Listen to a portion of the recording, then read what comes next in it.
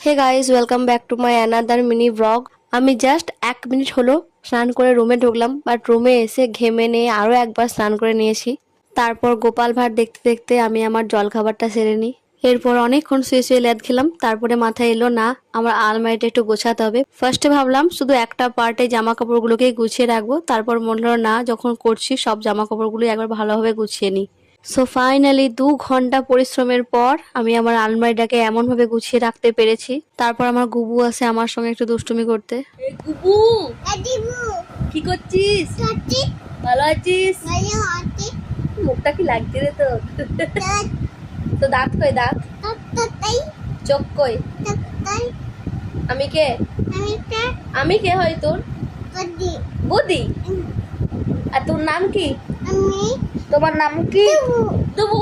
আজকের মতো এইটুকুই, দেখা হচ্ছে নেক্সট মিনি ব্লগে। ততক্ষণে সকলে ভালো থেকো, টাটা।